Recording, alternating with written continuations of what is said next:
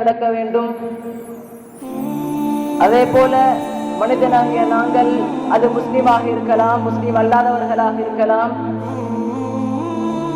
விரும்பியோ விரும்பாமலோ 5 உலக வாழ்க்கைகளை நாங்கள் தாண்டியே தீர வேண்டும். முதலாவது வாழ்க்கை தான் ஆலமுல் அர்வாஹ், ரூஹ்களின் உலகம், ஆன்மாக்களின் உலகம். அந்த உலகத்தில் தான் நாம் எல்லாம் ஒன்றாக இருந்தோம். புகாரில் பதிவாகக்கூடிய ஹதீஸ், நபி ஸல்லல்லாஹு அலைஹி வஸல்லம் அவர்கள் சொன்னார்கள், அல் அர்வாஹு ஜுனூதும் முஜன்னதா, எல்லா ரூஹ்களும் கூட்டம் கூட்டமாக படைப்படையாக அந்த ஆலமுல் அர்வாஹ்ல இருந்தன. வமா தஆரஃப மின் தலஃப, யார் ஒருவருக்கொருவர் அந்த ஆலமுல் அர்வாஹ்ல ஒருவருக்கொருவர் யார் அறிமுகமானார்களோ அவர்களும் இந்த உலகத்தில் ஒருவருக்கொருவர் அறிமுகமாகுவார்கள், ஒருவருக்கொருவர் அன்பு பாராட்டிக் கொள்வார்கள். ஒமா தனாக்கர மின் இஹ்தலஃப, யார் அந்த ஆலமுல் அர்வாஹ்ல ஒருவருக்கொருவர் முட்டி மோதிக் கொண்டார்களோ, சண்டை பிடித்துக் கொண்டார்களோ, அவர்களும் இந்த உலகத்தில ஒருவருக்கொருவர் சண்டை பிடித்துக் கொள்வார்கள், முட்டி மோதிக் கொள்வார்கள்.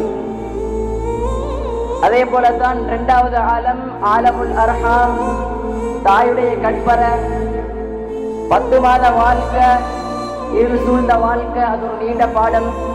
3வது தான் ஆலமு துன்யா, துன்யாவுடைய வாழ்க்கை, அழிந்து போகக்கூடிய வாழ்க்கை, நிரந்தரம் இல்லாத வாழ்க்கை, சபிக்கப்பட்ட வாழ்க்கை, அழிந்து போகக்கூடிய வாழ்க்கை. 3வது ஆலமுல் பர்ஸஹ், கபருடைய வாழ்க்கை, நீண்ட கால வாழ்க்கை, பல வருட காலங்களான வாழ்க்கை. 5வது வாழ்க்கை தான் ஆலமுல் ஆகிரா, அளவே முடிவே இல்லாத வாழ்க்கை, நிரந்தரமான வாழ்க்கை.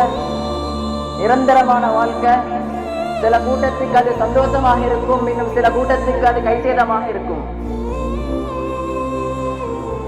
நாங்கள் கனியமான சோதரிகளை, நாங்கள் இப்போது 3வது வாழ்க்கையில் வாழ்ந்து கொண்டிருக்கிறோம். ஆலமு துன்யா, அழிந்து போகக்கூடிய வாழ்க்கை, நிம்மதி இல்லாத வாழ்க்கையில் இருந்து கொண்டிருக்கிறோம்.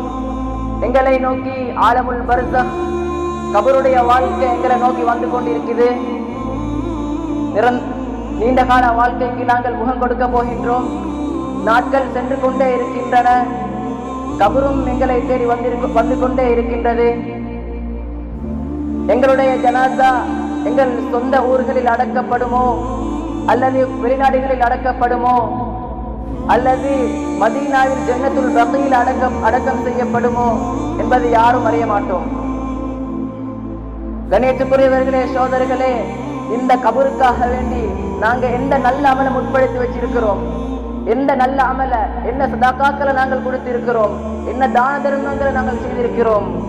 ஒரு கவிஞர் சொல்றார், தபகி النجاة ولم تسلك طريقتها إن السفينة لا تجري على اليبس.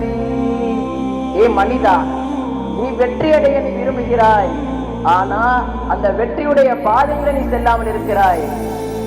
கப்பலை ஒரு நாளும் தரையில் செலுத்த முடியாது, கப்பல் கடல்ல தான் செலுத்த முடியும், கப்பல்ல தண்ணீரை தான் செலுத்த முடியும்.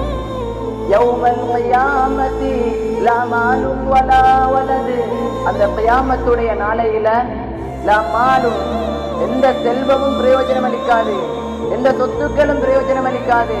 உலகத்துல சொத்தை வச்சு தப்பிச்சு கொள்ளலாம், உலகத்தை சொத்தை வச்சு சாதிச்சு கொள்ளலாம், ஆனா அந்த கியாமத்துடைய நாளையில சொத்தை வச்சு தப்பிக்கொள்ள முடியாது. வலா வலது, இன்னும் பிள்ளைகளும் பிரயோஜனம் அளிக்க மாட்டார்கள். உலகத்தில் பொத்தி பொத்தி பாதுகாத்து வளர்த்த பிள்ளைகள், வீட்டுக்குள் வைத்து பாதுகாத்த பிள்ளைகள், நல்லொழுக்கத்தை கற்றுக் கொடுத்து வளர்த்த பிள்ளைகள் அந்த கியாமத்துடைய நாளையில் பிரயோஜனம் அளிக்க மாட்டார்கள்.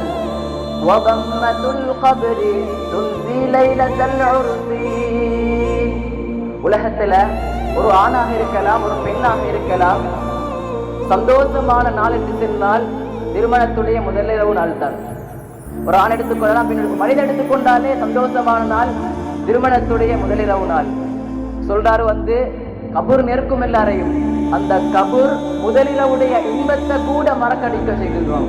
அந்த அளவுக்கு பயங்கரமானது கபருடைய நெருக்கம். திருமியில பதிவாக கூடிய ஹதீஸ், நபி ஸல்லல்லாஹு அலைஹி வஸல்லம் அவர்கள் சொல்கிறார்கள், ஒவ்வொரு நாளும் காலையில் கபர் மனிதனை பார்த்து பேசுகின்றது.